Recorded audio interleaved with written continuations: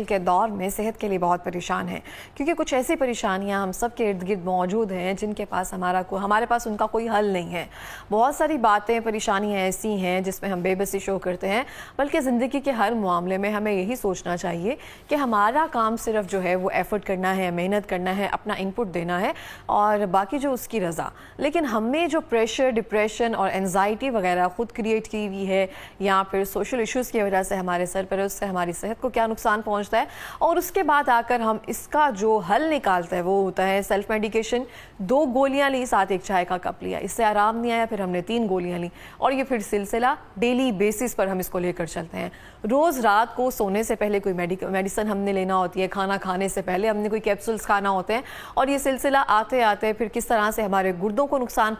پہنچا رہا ہے، کس طرح سے ہماری صحت کو نقصان پہنچا رہا ہے، اس حوالے سے جانتے ہیں سیلف میڈیکیشن کتنی خطرناک ثابت ہو سکتی ہے۔ اور ایلوپیتھک، ہومیوپیتھک، یہ سب ادویات جو ہیں اگر ہم ڈیلی بیسس پر استعمال کر رہے ہیں صرف اس صورت میں یا ہمیں لگ رہا ہے کہ اس سے ہماری ڈپریشن کم ہو رہا ہے، اس سے ہماری بیماریاں جو ہیں وہ کنٹرول میں رہ رہی ہیں، اس حوالے سے جانتے ہیں۔ ہمارے ساتھ موجود ہیں ڈاکٹر جمیل مہروی صاحب جو کہ نیچروپیتھی ڈاکٹر ہیں اور ان کے ساتھ موجود ہیں ان کی بیٹی ڈاکٹر اسوا جمیل صاحبہ۔ بہت بہت شکریہ آپ دونوں کے پروگرام میں آنے کے لیے فرسٹلی۔ اور سیکنڈلی سر آپ سے شروع کرنا چاہتی ہوں میں۔ سر ہم دیکھتے ہیں بہت سارے لوگ نا، شاید میں نے آپ کا ہی پروگرام دیکھا تو اس میں آپ بتا رہے تھے کہ ہم نزلہ، زکام، بخار، کوئی الرجک ریئیکشن یا کوئی وائرل انفیکشن ہم اس کو بیماری کنسیڈر کر لیتے ہیں، ایسے ہی مجھے یہ بیماری ہے۔ اور شاید آپ کا ہی پروگرام میں آپ ہی کہہ رہے تھے اور اتنی زبردست وہ بات مجھے لگی ہے۔ پچھلے دنوں میری کمر کا بہت ایشو چلتا ہوا رہا ہے اور ڈیلی بیسس پر میں میڈیسن لے رہی تھی، تو میں نے 3 ٹائم سے 1 ٹائم کر دی ہے کہ مجھے لگا کوئی ایسی بات ہوتی ہے کسی کی، وہ آپ کے دل میں گڑ کر جاتی ہے۔ آج کل تو ہم سب ایسے ہی کر رہے ہیں، ہم نے رات کو 2 گولیاں کھا کر سونا ہے، سر درد ہو رہا ہے، ایک چائے کا کپ ساتھ ایک وہ 2 ٹیبلٹس لازمی پڑی ہوتی ہیں، یہ تو پانی میں گھول کر ہم نے کوئی ٹیبلٹ پینی ہے۔ کیا واقعی یہ سب حل ہے ہماری جتنی بھی ہم نے بیماریاں از خود کریٹ کی ہوئی ہیں؟ بہت شکریہ جی، تھینک یو ویری مچ کہ آپ نے اپنے پروگرام میں ہمیں بلایا۔ آپ کا شکریہ۔ اور ایشو یہ ہے کہ کچھ چیزوں کو ہم نے، وہ بیماریاں نہیں ہیں، مثال کے طور پہ ہمارے کھانسی کا لگنا، نزلہ زکام، فلو کا ہونا، چھینکوں کا آنا، اس کے بعد پھر ہمارے ہاں وامٹنگ، الٹی کا آنا، اس کے بعد ہمارے موشن کا لوز موشن لگنا، اس کے بعد جسم پہ سکن پہ کوئی خارش، کوئی پھوڑے پھنسیاں وغیرہ بننا، اور اس کے علاوہ ٹیومر یا گلٹیاں، رسولیاں بننا، یہ بیماریاں نہیں ہیں، یہ بیسیکلی ہمارے باڈی کا، ہمارے سسٹم جو اللہ تعالیٰ نے اندر رکھا ہے نا، کہ ہیلنگ پاور بھی رکھی ہے اندر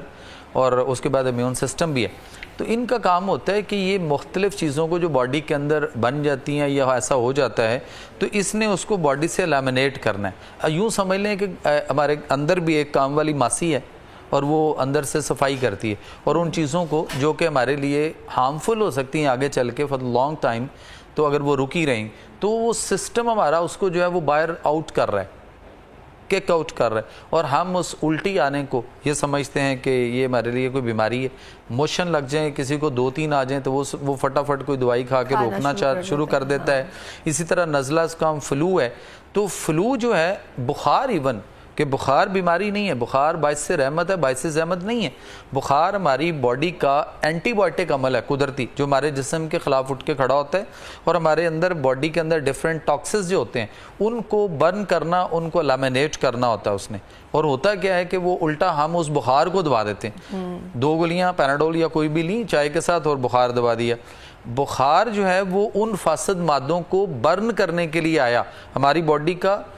امیون سسٹم اینٹی بائیوٹک عمل کی شکل میں ہمارے جسم کے خلاف اٹھ کے کھڑا ہوا اور اس نے کیا کیا، اس نے ہمارے اس کو برن کرنا تھا اور ہم نے الٹا بخار کو دوائی 2 گولیاں کھا کے اس کو دبا دیا۔ اس سے کیا ہوگا کہ آپ کا بخار دب گیا، جسم ٹھنڈا ہو گیا، لیکن وہ فاسد مادے جن کو برن ہونا تھا وہ جسم میں سپریڈ کر گئے، پھیل گئے، اور پھر اس کے لیے ہم ڈاکٹر کے پاس بعد میں گئے اور ڈاکٹر نے ہمیں اینٹی بائیوٹک دی، انسان کی بنی ہوئی۔ تو جب اندر سے آپ کے اینٹی بائیوٹک عمل قدرتی میرا اللہ آپ کے لیے سسٹم میں رکھے ہوئے تو ہمیں وہ پسند نہیں، اور ہم بازار سے اینٹی بائیوٹکس لیتے ہیں جو کہ اینٹی بایوٹکس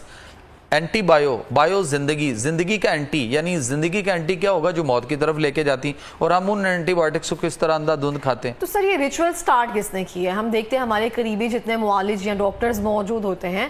وہ جا کر اس طرح سے ہی کرتے ہیں، بچوں کا بخار چیک کیا، ایون 100 ڈگری بھی جسے ہم بخار اتنا کنسیڈر نہیں کرتے ہیں وہ ٹیمپریچر بچوں کا رہتا ہے، تو اس کو بھی دوائیں دینا شروع کر دی ہے، سیرپس جو ہیں وہ دینا شروع کر دی ہے. ہم نے گھر میں سیرپس رکھے ہوئے ہیں اکثر نا، وہ ڈیلی بچوں کو ہم پلا کر سلاتے ہیں. اچھا فارماسسٹ بیٹھی ہیں ہمارے ساتھ، ڈاکٹر آف فارمیسی ہیں، ایم فل ہیں، آپ ان سے پوچھ سکتے ہیں کہ بیسیکلی بروفن سیرپ اور کیلپول دونوں کو اکٹھا دینے سے جو ڈرگ ٹو ڈرگ ریئیکشن ہوتا ہے وہ یہ بتائیں گی کہ اس سے پیشنٹ جو بچہ ہے وہ دمے تک پہنچتا ہے، نمونیا تک پہنچتا ہے، اور مائیں اور ڈاکٹرز کس طرح اندھا دھند اس کو جو ہے وہ دے رہے ہیں. ڈاکٹر رسوا میں آپ کی طرف آنے لگی، سب سے پہلے تو بہت اچھا لگا کہ آپ اپنے فادر کے ساتھ آئی ہیں، اس سے اسپیشل بونڈ مجھے نہیں لگتا کبھی دنیا میں ہو سکتا ہے، اور ان کے ساتھ بیٹھ کر اس طرح سے انٹرویو کرنا that is so special to me. اچھا ڈاکٹر رسوا ہم دیکھتے ہیں کہ ہم نے گھر میں جیسے کہ بروفن کا ایک شربت انہوں نے بولا یہ ہر گھر میں موجود ہے، ایون پیناڈول یہ سب شربت موجود ہیں. بچوں کو نہلایا، آج موسم ٹھیک نہیں ہے، آج بچے نے کولڈ ڈرنک پی لی ہے، ٹھنڈا پانی پلاتی ہے، اس کو 2 شربت کے چمچ پلا کر ہم اس کو سلا دیتے ہیں. اور کہیں شادی پر جانا ہے تو ان کو نا وہ بروفن کا شربت پلا دیا کہ بچہ سوئے اور میں آرام سے جو ہے شادی انجوائے کر لوں گی. یہ کس طرح سے بچے کے لیے نقصان دہ ہو سکتا ہے؟ سب سے پہلے تو آپ کا بہت شکریہ کہ آپ نے ہمیں بلایا اور اتنی اچھی طرح سے جو ہے اس سیگمنٹ میں آپ نے ہمیں انوائٹ کیا. یہ بیسیکلی میرے فادر کا مشن ہے جو میں لے کے آگے پرولونگ چل رہی ہوں، اور انشاءاللہ ہم جو ہے وہ انسانی صحت پہ کام کر رہے ہیں، لوگوں کو نیچر کی طرف واپس لا رہے ہیں، جو لوگ سیدھے راستے سے بھٹک گئے ہیں آرٹیفیشل لائف کی طرف. ایک مثال میں بھی ہوں، جیسے میں نے بتایا نا میں نے 3 گولیوں سے 1 گولیوں پہ آئی ہوں صرف اس بات سے. بالکل، تو ہم ان کو بیسیکلی جو ہے وہ نیچر کے قریب لا رہے ہیں، کیونکہ جب ہم نیچر کے قریب آئیں گے، اپنی ہی باڈی کو فنکشن کرنے کے لیے پراپر موقع دیں گے، تو ہمیں کبھی بھی جو ہے وہ ٹیبلٹس کی، کیپسولز کی، سیرپس کی مس یوز کی طرف نہیں لے کے جائیں گے. جو آپ بات کر رہی ہیں کہ ہم اپنے بچوں کو خود بخود میڈیسن خود ہی گھر میں دے دیتے ہیں، اسے کہتے ہیں سیلف میڈیکیشن. بیسیکلی وہ کیا ہو رہا ہے، ہم ڈرگس کا مس یوز اور ابیوز کر رہے ہیں، ہم اپنی باڈی کو خود ہی ریزسٹنٹ بنا رہے ہیں. اب اگر ہم پیراسیٹامول دے رہے ہیں، آپ یقین مانیں 1 گولی پیراسیٹامول کی ہمارے لیور پہ بہت بیڈ جو ہے نا افیکٹ ڈالتی ہے. ہوتا کیا ہے، اگر ہم نے 1 ٹیبلٹ کھائی ہے پیراسیٹامول کی یا پھر 1 چمچ سیرپ کا دے دیا بچے کو، ایک دفعہ دینے سے تو یہ ہوگا ہماری باڈی اس کے اگینسٹ فائٹ کرتی ہے. جو ہمارا لیور ہے اس کا سب سے زیادہ سائیڈ افیکٹ جاتا ہے لیور کے اوپر. ٹھیک ہے، ہمارا لیور کیا کرتا ہے، اس کو جو ہے وہ میٹابولائز کرتا ہے، کیونکہ اس نے باڈی سے ایکسکریٹ آؤٹ تو کرنا ہی کرنا ہے. جب وہ میٹابولائز کرتا ہے پیراسیٹامول کو تو وہ ایک ٹاکسک میٹابولائٹ بناتا ہے. ٹھیک ہے، اس کو جو ہے ریموو کرنے کے لیے کہ وہ ہماری باڈی میں ایکیومولیٹ نہ ہو جائے، لیور جو ہے وہ گلوٹاتھائون بناتا ہے جو اس کو خود بخود ڈپلیٹ کرتا ہے باڈی سے. لیکن جب ہم پیراسیٹامول کا ایکسیسو یوز کریں گے تو آپ خود سوچیں کہ اس کی ایکیومولیشن کتنی بڑھ جائے گی. ایک وقت آئے گا لیور اتنا جو ہے وہ گلوٹاتھائون نہیں بنا سکے گا کہ وہ جو ٹاکسک میٹابولائٹس ہیں ان کو ریموو کیا جا سکے. اور یہ سب ہم خود کر رہے ہیں. جی، ہم اپنے اوپر ظلم خود کر رہے ہیں، ہم اپنے لیورز کے ساتھ، اپنے نیچرل آرگنز کے ساتھ خود پلے کر رہے ہیں. وہ کہتے ہیں نا آگ کے ساتھ تو خود کھیل رہے ہیں، اور پھر ہم جاتے ہیں ڈاکٹر کے پاس کہ برن ہو گیا پلیز اس پہ میڈیسن دے دیں، اور وہ میڈیسن ہمارے جا کے اسٹمک پہ افیکٹ کرتی ہے. ڈاکٹر رسوا ہم دیکھتے ہیں بچوں کو، میں نے نا ایک بار سنا تھا کہ جتنا ہم ان کو یہ نیند کے سیرپ یا ان میں ہلکی سی غنودگی ہوتی ہے جس سے بچے سو جاتے ہیں، ان کی دماغی صحت پہ کتنا اثر پڑتا ہے، ان کی یادداشت پہ یا ان کی گروتھ پہ کتنا اثر پڑتا ہے؟ دیکھیے بات یہ ہے کہ جتنے بھی ایسے سیرپس ہیں جن کے اندر ڈیزینس ہے یا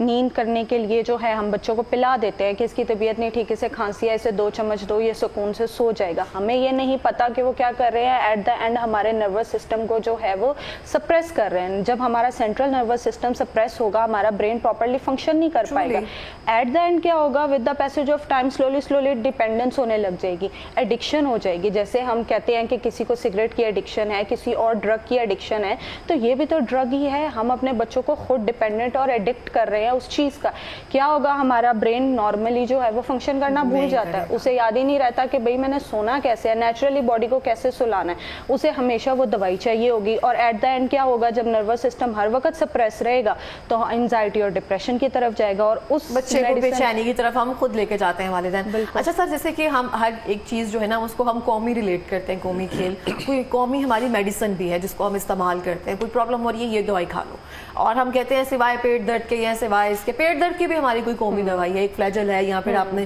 کوئی ویسے درد ہو رہی ہے آپ پیناڈول کھا لیں. اگر ہم نے کوئی میدے کا پرابلم ہو رہا ہے رائزک کھا لیں. آپ یہ اندازہ کریں نا، آپ نے رائزک کی بات کی ہے، یہ ہمارا پیارا وطن پاکستان اور پیارے پاکستانیوں نے جو کہ قرضے تھلے دبی ہوئی قوم ہے، انہوں نے صرف 2024 کے اندر صرف 8 ارب کی دوائیاں کھائیں ہیں، رائزک نام کی دوائی، صرف 8 ارب کی، آپ اندازہ کر لیجئے۔ اور اب میں اگر آپ کو بتاؤں رائزک کیا ہے، یا کوئی بھی جو ہم سٹمک کے لیے لے رہے ہیں اینٹا ایسڈز جو لے رہے ہوتے ہیں، یہ ایسے ہی ہے جیسے کہ اگر آپ کے ہاتھ پہ کوئی تیزاب گر جائے تو کیا ہوگا، سکن برن کرے گی اور زخم ہوگا، اور بعد میں ہمیں کوئی احمق یہ کہے کہ اسی تیزاب کو تھوڑا تھوڑا کاٹن کے ساتھ اس کے اوپر دن میں 2-3 دفعہ لگاتے رہیں تو یہ زخم ٹھیک ہو جائے گا۔ یہ زخم ٹھیک نہیں ہوگا، بلکہ یہ زخم خراب ہوگا، بلکہ اس کے بعد ہم اس کو لگا کے بار بار اس کو زخم کو تازہ ہرا بھرا روزانہ کر رہے ہیں اور وہ بگڑ کر کینسر تک جائے گا۔ تو حالات کیا ہیں کہ سیم ایسا ہی ہے کہ معدے کے اندر ایسیڈیٹی پہلے موجود ہے، اور اوپر سے ڈاکٹرز یا جو لوگ ہیں وہ اینٹا ایسڈز دوائیاں جتنی بھی لے رہے ہیں وہ ساری کھا کے تو ہم اس کو اس اینٹا ایسڈ کو ایسڈ سے بنے ہوئے کو تیزاب لگا رہے ہیں اس کے اوپر، تو پھر کیا بنے گا۔ اب میں اس کا ایک آج کل ایک بڑا برمار چل پڑی ہوئی ہے کہ ڈاکٹر کہتا ہے جی اینڈوسکوپی کروائیں اور ہم کیمرہ ڈال کے دیکھیں گے کہ آپ کے معدے کے اندر جو وہ زخم ہے کہ نہیں ہے، اور وہ اینڈوسکوپی اس وقت جو ہے وہ چل رہی ہے تقریباً کوئی 40-45,000 جو ہے اینڈوسکوپی کا ریٹ ہے، اور اس کے بعد 15,000 روپیہ تقریباً جو ہے اس کی بایوپسی کرنے کا ہے۔ اور بایوپسی کیا ہے کہ وہ اندر سے آپ کے اسٹمک سے مختلف 5-7-8 جگہوں سے چھوٹے چھوٹے پیس کٹ کرتا ہے اور اس کو ٹیسٹ کروانے بھیجتا ہے۔ تو یہ کینسر کاز کر رہا ہے، لیکن لوگ 60-70 ہزار روپے دے کے تو وہ کہتے ہیں جی ڈاکٹرز نے ہمیں اسپیشلسٹ نے بتایا کہ جناب آپ کا جو ہے نا یہ اس میں اینڈوسکوپی ہوئی یا کولونوسکوپی ہو رہی ہے نیچے سے، تو وہ بھی سیم وہی پوزیشن ہے، اور وہ لکھتا ہے کہ کرونک گیسٹرائٹس۔ تو وہ تو ہم زبان دیکھ کے بتا دیتے ہیں، نیچروپیتھک جو ڈاکٹر ہوتا ہے، آپ زبان مطلب پبلک اس وقت اپنی زبان چیک کرے شیشے کے سامنے یا ایک دوسرے کو چیک کروائیں، اگر زبان کے اوپر چھوٹے چھوٹے کٹس ہیں یا درمیان میں کوئی کٹ ہے، بڑا کٹ ہے، تو آپ کے کرونک گیسٹرائٹس تو یہ کنفرم ہے کہ آپ کے معدے کا السر ہے اور کرونک ہے۔ اور اس کے بعد اگر زبان کی سائڈیں جو ہیں، یہ سائڈیں اگر یہ دونوں بالکل سٹریٹ ہیں، سیدھی ہیں، تو آپ ٹھیک ہیں، اور اگر ان میں تھوڑی سی زگ زیگنگ ہے تو آپ کے دونوں گردے جو ہیں ان پہ افیکٹ ہو چکا ہوا ہے، اور اگر ایک سائڈ زگ زیگ ہے تو وہ والا گردہ، اور اگر اے والا ہے تو یہ والا گردہ، اور اگر دونوں سائڈوں پہ تو both of kidneys are affected کہ آپ داؤ پہ لگ چکے ہوئے ہیں۔ لیکن C T scan, M R I, PET scan, fibro scan, mammography, colonoscopy, endoscopy, biopsy, it's not a diagnostic tools, basically it's a caused by cancer, it's a spread by cancer, اور ہم اس پہ اندھا دھند لگے ہوئے ہیں اور ایسے کروائی جا رہے ہیں جس کا اندازہ بالکل اس طرح سے۔ اچھا تھوڑا ٹائم بعد نا ایک لفظ آتا ہے مارکیٹ میں، جیسے کہ 5 سال بعد، 10 سال بعد، آج کل میں دیکھ رہی ہوں چھوٹے چھوٹے بچوں کو پتا چل گیا مجھے مائیگرین ہو رہا ہے، میں مائیگرین نا میرے سر میں درد ہو رہا ہے، میں مائیگرین کا مجھے ایشو ہے۔ اور اگر میں 5 سال 10 سال پہلے دیکھوں کسی نہ کسی ایک کو ہم کہتے تھے درد شقیقہ ہے، یا سورج کے ساتھ یہ شروع ہوگا، گھر والے سوٹ اوٹ کے اور اس طرح سے دم درود کر کے اس کو ختم کر دیا۔ اب میں دیکھتی ہوں ہر بچہ جو ہے مائیگرین کی میڈیسن لے رہا ہے، اور کئی پوسٹ جو ہیں وہ چل رہی ہوتی ہیں، یہ کرنا ہے وہ کرنا ہے۔ فارماسسٹ سے پوچھنا چاہوں گی، مائیگرین کی میڈیسن جو ہے کہتے ہیں یہ لانگ ٹرم آپ کو ساری عمر لینی ہے، آپ نے جب تک آپ زندہ ہیں مائیگرین کی میڈیسنز لینی ہے، یہ ہمارے لیے کتنی ہارمفل ہوتی ہیں، اور مائیگرین بیسکلی کیا ہے، اس کو کیسے ٹریٹ کر سکتے ہیں؟ Thank you very much. Basically بات یہ ہے کہ مائیگرین جب ہوتا ہے تو ہم اس کی روٹ کاز تک کیوں نہیں جاتے، ہم صرف درد کو ہی کیوں سپریس کرتے ہیں، یہ کیوں نہیں دیکھتے کہ اس کی وجہ کیا ہے، اس وجہ کو جا کے پہلے ڈائگنوز کریں، اس کو ٹریٹ کریں۔ مے بی وجہ آپ کے اسٹمک میں ہے، stomach is the main organ. دیکھیں نا، ہر چیز آپ کچھ کھا رہے ہیں، کچھ پی رہے ہیں، چاہے وہ آپ کی غذا ہے، چاہے وہ آپ کی دوا ہے، وہ سب پیٹ میں جا رہی ہے۔ سب سے پہلے وہاں سے جو ہے میٹابولزم، ڈائجیشن سٹارٹ ہوتی ہے، دین وہ بلڈ میں ایڈ ہوتی ہے اور باقی آرگنز تک جاتی ہے۔ تو سب سے پہلے آپ پھر خود بتائیں جس باسکٹ میں جا کے چیز گر رہی ہے افیکٹ تو وہ ہوگا نا۔ اور جب ہم لانگ ٹرم اس مائیگرین کے لیے پین کلرز کھاتے ہیں جو کہ ہم اس کو مس یوز کرتے ہیں، ایک دفعہ ڈاکٹر نے بتائی، آج ہی ابھی میں ایک پیشنٹ دیکھ کے آ رہی ہوں، ڈاکٹر نے اس کو جو ہے میڈیسن بتائی ہے کہ آپ کے جو ہے اسٹمک کا ایشو ہے تو آپ نے یہ کھانی ہے۔ تو ہم نے اس سے پوچھا آپ نے کتنا عرصہ کھائی، تو اس کا جواب یہ تھا میں تو دوبارہ ڈاکٹر کے پاس گیا ہی نہیں، میں نے 8-10 ماہ یہ آرام سے اپنی مرضی سے کھائی ہے۔ آپ اس مس یوز چیک کریں۔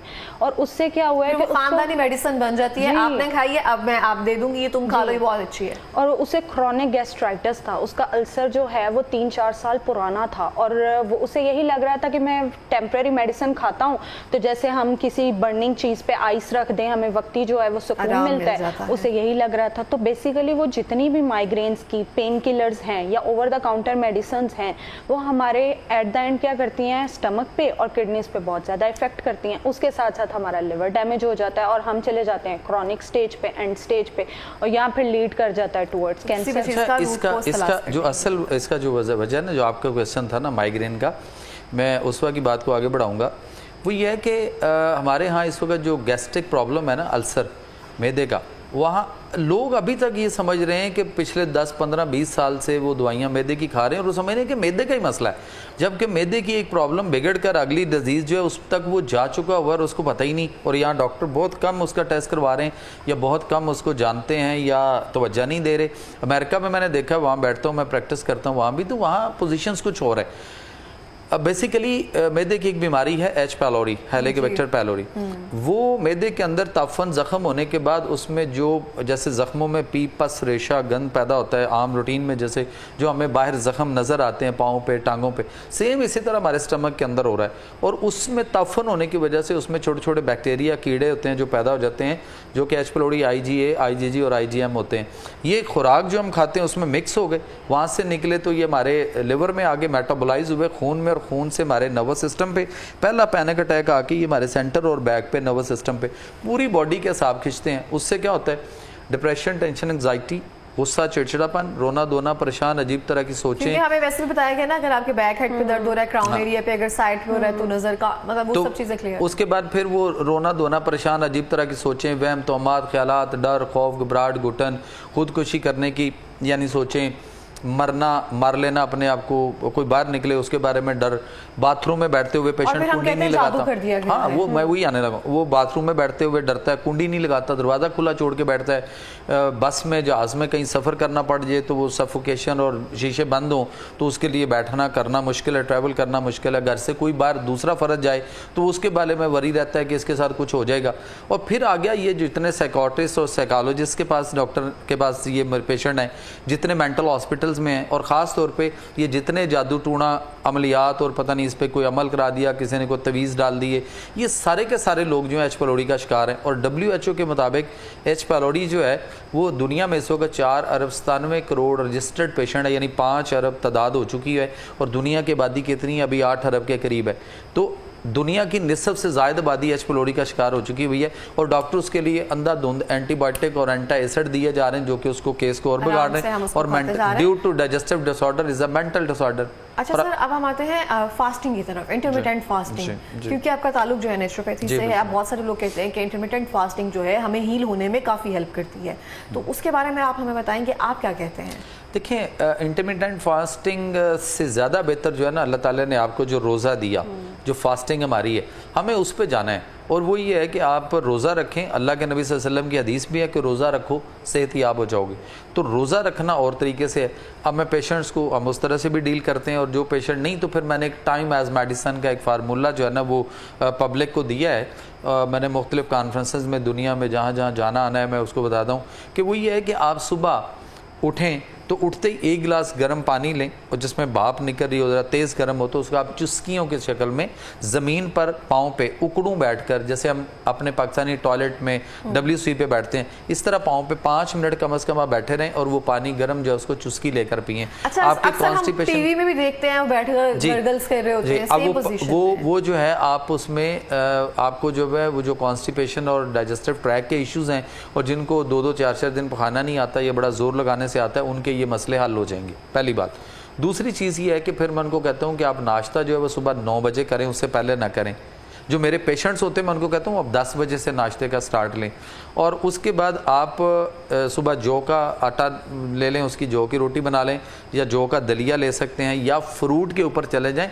मतलब सिर्फ हमें वो जो कहते हैं ना अन्न खाना, यानी हमने अनाज ही खाना है और रोटी ही खानी है, इससे थोड़ा सा हमें बाहर निकलना पड़ेगा, क्योंकि गंदम जो है वो अब सारी की सारी GMO फूड आ गया हुआ है, और उसके अंदर एक बायोलॉजिकल वॉर अलग से चल रही है और हमें उसका अंदाज़ा नहीं है। तो हमें उसको फ्रूट्स के ऊपर हमें जाना है कि फ्रूट अगर हम लें, और खाना 2 टाइम है सर, एक सुबह नाश्ता है 10 बजे, और दूसरा मैं अपने पेशेंट को रेकमेंड करता होता हूँ कि शाम को 5 बजे। और 5 बजे के बाद हम कहते हैं टाइम एज मेडिसन क्या है कि 9 से 5, और 5 के बाद मैं उनको कहता हूँ कि 5 बजने का मतलब है कि आपकी روزہ آپ نے رکھنا ہے, آپ کی فاسٹنگ یا آپ کی سحری بند ہو جانی, تو 5 بجے سے لے کے اگلے دن صبح 10 بجے تک میں اپنے سارے پیشنٹس کو جو ہے وہ فاقے کی میں ان کو رکھواتا ہوں, صرف پانی پی سکتے ہیں, باقی اور کوئی چیز نہ کھا سکتے ہیں نہ پی سکتے ہیں. تو اس سے بڑی تیزی سے اس کے رزلٹس مل رہے ہیں. آپ کو پتہ ہے یہ جتنی رسولیاں گلٹیاں باڈی کے اندر فاسد مادے ہیں, یہ ہماری باڈی کے اندر ایک آٹوفیجی عمل ہے, وہ ہمارے جسم کے خلاف اٹھ کے کھڑا ہوتا ہے اور وہ ان چیزوں کو کھانا شروع کر دیتا ہے, ان کو کھاتا ہے. تو ہمیں اس کو کھانے دینا چاہیے بنسبت اس کے کہ ذرا سی طلب ہوئی نہیں تو ہم تو, بلکہ طلب تو بڑی دور کی بات ہے, ہم 3 ٹائم کھانا کھاتے ہیں اور درمیان میں مختلف قسم کے یا سنیکنگ کر لیں یا چائے کر لیں یا کافی کر لیں یا فلاں چیز ہو جائے یا کوئی جوس ہو جائے, تو ہم سارا دن کھاتے رہتے ہیں. ڈاکٹر اس میں آپ سے جاننا چاہوں گی, آج کل کی بچیاں یا پھر جو بھی لوگ ہیں وہ ان کو یہ اسٹمک کا پرابلم سب سے زیادہ ہوتا ہے, تو انہوں نے اپنے پاس ساشے یا یہ سب چیزیں لازمی رکھی ہوتی ہیں, چاہے وہ کسی آفس میں ہے چاہے وہ کہیں بھی ہے, کھانے سے پہلے انہوں نے کوئی کیپسول لینا ہے, آدھا گھنٹہ پہلے کھا لیا, تو وہ ان کے لیے کتنا نقصان دہ ہو سکتا ہے اور اس کے الٹرنیٹ پر وہ کیا استعمال کر سکتے ہیں کہ اس سے ان کی جان چھوٹ جائے؟ دیکھیں, سب سے پہلے تو بات یہ ہے کہ انہیں اس چیز کے لینے کی وجہ کیوں پڑ رہی ہے, وہ اس وجہ کی طرف بہت سارے لوگوں کو کھانا ڈائجسٹ نہیں ہوتا یا پھر ڈکار ہے سم تھنگ, کچھ میں اسی کی طرف آ رہی ہوں کہ وہ کیوں اس چیز کا جو ہے پرماننٹ سولوشن نہیں چاہتے, وہ ٹیمپرری چیز پہ ہی کیوں رہتے ہیں. وہ آئیں ہمارے کلینک پہ, پراپر اپنا ٹریٹمنٹ کروائیں, ہم اس کا نیچرل انگریڈینٹ سے جو ہے لائف سٹائل چینج کرنے سے اور آپ کی ڈائٹ چینج کرنے سے ان کا ٹریٹمنٹ کرتے ہیں. پیشنٹ ہمارے پاس بالکل ٹھیک ہو جاتا ہے, آپ یقین مانیں انہیں پھر ساری زندگی اس چیز کی ضرورت نہیں پڑتی, نہ کسی بھی میڈیسن کی نہ کسی ساشے کی. جب ان کا ڈائجسٹو ٹریک نیچرلی طور پہ ڈائجیشن کرنا سٹارٹ ہو جائے گا تو انہیں کسی بھی آرٹیفیشل چیز کی ضرورت نہیں پڑے گی. اور دیکھیں, کوئی بھی میڈیسن ہو, کتنی بھی ہائی سٹینڈرڈ کی یا ہائی کوالٹی کی آپ لے لیں, چاہے تو آپ US سے منگوا لیں,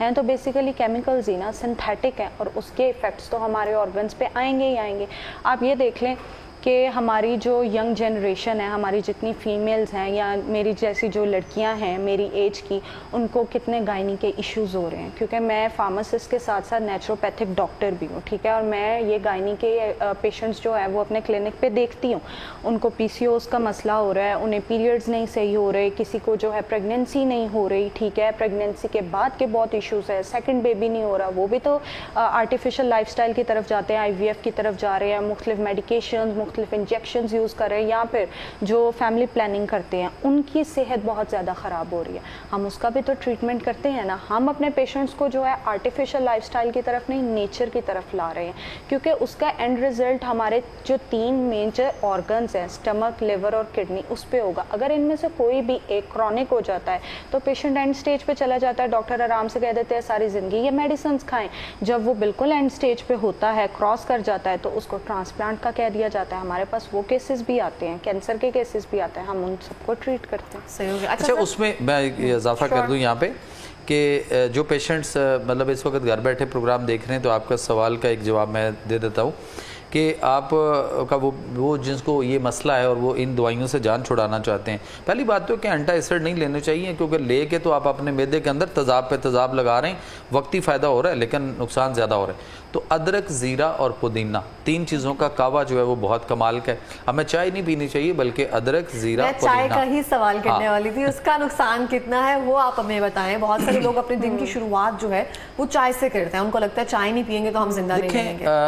آپ کا یہ پروگرام چلے گا, نیچے کمنٹس دیکھیے گا کہ لوگ ہمیں کہیں گے کہ ہم لوگ پاگل ہیں کہ جو چائے کی وہ کہیں گے جو ہمارے باپ دادا اتنے سالوں سے پیتے رہے. او بھائی, آپ کے باپ دادا کو اگر اس وقت کوئی زندہ ہے تو اس سے پوچھیں, نہیں اس سے بھی پوچھیں کہ ایک بیولوجیکل وار اس وقت شروع ہوئی تھی جب انگریز اس خطے میں آیا اور انہوں نے آ کے ہمارے گڑ شکر کے اوپر بین لگایا, اور انہوں نے کہا جی گڑ شکر نہیں بنائیں گے, بلکہ بیلنے لگانے پہ اور گڑ شکر بنانے پہ کسان کو سزا ہوتی تھی, پولیس پکڑ کے لے کے جاتی تھی. اور انہوں نے یہاں پہ اس خطے میں فیکٹریاں لگانی تھی اور چینی کے کارخانے لگانے تھے, تو انہوں نے پتی جو تھی, چائے کی پتی جو ہے, یہ فری بانٹتے تھے دیہاتوں میں, شہروں میں جا کر. وہ ایک فلم دکھایا کرتے تھے اور اس میں وہ ایڈ دکھاتے تھے چائے پینے کا, کچی ٹاکی ٹائپ سینما ہوتے تھے اس وقت, اور ان کو کہتے تھے کہ یہ پتی آپ کو فری میں ملے گی اور گھر جا کے اس کی چائے بناؤ. تو چائے کی پتی کے اندر فلیوونائڈ ایک کیمیکل ہے اور دودھ کے اندر کیسین نام کا ایک پروٹین ہے, دونوں جب آپ مکس کرتے ہیں تو یہ ایک پوائزن بنتا ہے.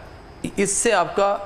گیسز پرابلم ہو رہی ہے, اس کا آپ کا ڈائجسٹو ٹریک خراب ہو رہا ہے, آپ کا میدا خراب ہو رہا ہے, آپ کو گیس پرابلم ہو رہی ہے, آپ کا پیٹ بڑھ رہا ہے, آپ کا پیٹ اس طرح بڑا ہوا پھولا ہوا نظر آتا ہے, اس کی شکل سے نظر آتا ہے یہ چائے پینے والا ہے, اور وہ پھر ہمیں بلڈ پریشر کاز کر رہا ہے, ہمارا بلڈ پریشر بڑھنا شروع ہو جاتا ہے, پھر ہم بلڈ پریشر کی دوائیاں, اور ایک ایسا متھ کر دیا ہمیں, مطلب ایک دے دیا ہے کہ ہم سمجھتے ہیں کہ جب تک ہم زندہ ہیں ہم نے دوائیوں کے ساتھ زندہ رہنا ہے, اور دوائیاں نہیں کھائیں گے تو مر جائیں گے, جبکہ دوائیاں کھا کر 20 لاکھ پاکستانیوں کے گردے ایک سال میں خراب ہو رہے ہیں,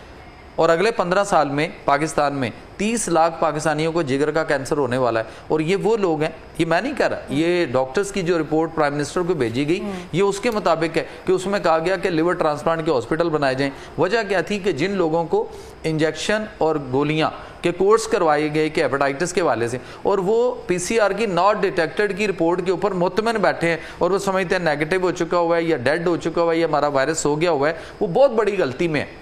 انہیں چاہیے تھا کہ وہ الائزا میتھڈ کروائیں, اور اگر الائزا میتھڈ میں پازیٹیو آ رہا ہے تو پی سی آر کی ناٹ ڈیٹیکٹڈ رپورٹیں جتنی بھی آپ کے پاس ہوں, امبیسیڈر ڈاکٹر سے زیادہ سمجھدار ہے, ویزا نہیں دیتا, ریجیکٹ کی مور لگاتا ہے.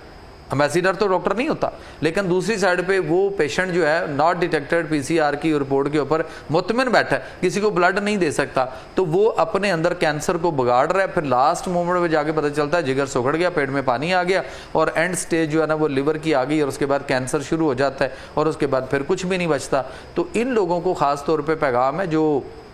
پی سی آر کی ناٹ ڈیٹیکٹڈ کی رپورٹ کرا کے بیٹھے ہوئے ہیں, وہ اس کی بجائے الائزا میتھڈ کروائیں, اور اگر وہاں پازیٹیو آ رہا ہے تو ایلوپیتھک سسٹم کو چھوڑیں, نیچروپیتھک طریقہ علاج جو ہے اس کی طرف آئیں. آپ کسی طب میں جا کے کسی طبیب کو مل لیں, طبیب آپ کا علاج کرے گا, اور وہ آپ کی جو الائزا میتھڈ رپورٹ ہے وہ نیگیٹو ہو سکتی ہے, جو ڈاکٹر کہتا ہے کبھی بھی نہیں ہوگی. صحیح ہو گیا. اچھا سر, میرا ایک سوال ہے, میں نے چھوٹے چھوٹے بچوں کو دیکھا ہے آج کل, ہم جب دیکھتے تھے, میرا بھی چھوٹا بھائی میرے سامنے تھا, تو جب وہ دانت نکالتے تھے تو ان کو کوئی ایسے دوائی نہیں کھلائی جاتی تھی. اب جو ہے بچے جیسے ہی دانت نکالنا شروع کرتے ہیں نا, ڈاکٹرز کے پاس لے کر جاتے ہیں, ڈاکٹرز باقاعدہ میڈیسن دیتے ہیں اور وہ میڈیسن استعمال کر رہے ہوتے ہیں. اس حوالے سے کیا کہیں گے؟ اچھا, مزے کی بات ہے کہ ویسے ایلوپیتھک ڈاکٹر کہتا ہے کہ جی آپ نے ہومیوپیتھ یا طبیب یا حکیم یا کسی اور نیچروپیتھ کی طرف نہیں جانا, لیکن وہی ایلوپیتھک ڈاکٹر جو ہے وہ بہت ساری ہومیوپیتھک کی دوائیاں جو ہے وہ لکھتا ہے. بایو 21 کا ایک کمبینیشن ہے ہومیوپیتھک دوائی کے اندر, وہ اس وقت ساری ماؤں کو پتہ چل چکا ہوا, اور بڑا کمال کا وہ چلتا ہے کہ جب بچہ بالکل دانت نکالنے کے قریب پہنچتا ہے تو اس کو وہ گولیاں ہوتی ہیں چھوٹی چھوٹی, وہ آپ 2 گولیاں ان کے منہ میں رکھ کے دن میں 4-6 دفعہ ان کو دے دیں, وہ جیسے ہی منہ میں رکھتے ہیں بچے کے تو وہ ساتھ ہی میلٹ ہو جاتی ہیں, اور بچہ بڑے آرام سے لیتا ہے. اس کے بعد دانت بڑے آسانی سے نکالتا ہے, اور وہ دانت نکالنے کی وجہ سے جو اس کو لوز موشن یا پرابلم ہوتی ہے یا صحت ویک ہوتی ہے وہ نہیں ہوتی, چڑچڑاپن بھی نہیں ہوتا. دوائی جو ہے وہ ہومیوپیتھی, یہ ہومیوپیتھی کی دوائی. اور ایلوپیتھک ڈاکٹر لکھتا ہے, چائلڈ اسپیشلسٹ لکھتا ہے, دانتوں والا جو ہے وہ فیروپائرین ہومیوپیتھی کی دوائی ہے وہ لکھتا ہے. اور ویسے کہیں گے اپنے علاج کے لیے, بلیو می, میرے پاس بڑے بڑے ڈاکٹروں کے پروفیسروں کے علاج کے لیے میرے پاس ان کی فائلیں پڑی ہیں, تو وہ اپنے علاج کے لیے آتے ہیں. دوسروں کو وہاں بیٹھے ہوں گے تو کہیں گے نہیں نہیں ان کے پاس نہیں جانا, ان کے پاس نہیں جانا, یہ اسٹیرائڈ دیں گے, فلاں کریں گے, حکیم اسٹیرائڈ دیتا, ہومیوپیتھ اسٹیرائڈ دیتا. وہ بھائی نہ ہومیوپیتھ کسی دوا ساز ادارے میں اسٹیرائڈ بنتی ہے, نہ کسی طب کے یا کسی ہربل ادارے میں کہیں بھی کوئی اسٹیرائڈ نہیں بنتی. ڈاکٹر جو ہے, لیکن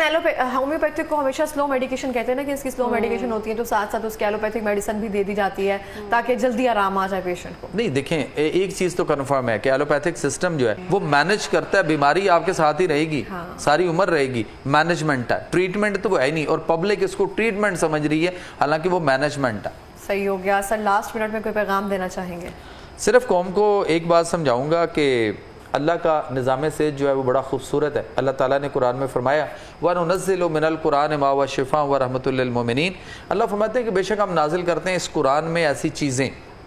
جن میں سراسر شفا ہے اور یہ باعث رحمت ہے مومنین کے لیے. اگر آپ اللہ تعالیٰ سے شفا چاہتے ہیں تو اللہ تعالیٰ کے دیے ہوئے شفا والے رستے پہ جہاں اللہ نے شفا رکھی ہے اگر ہم اس طرف لوٹ آئیں تو شفا ہی شفا ہے, ورنہ انگریزی دوائیوں اور اس کے اوپر جو ہم چلے ہوئے ہیں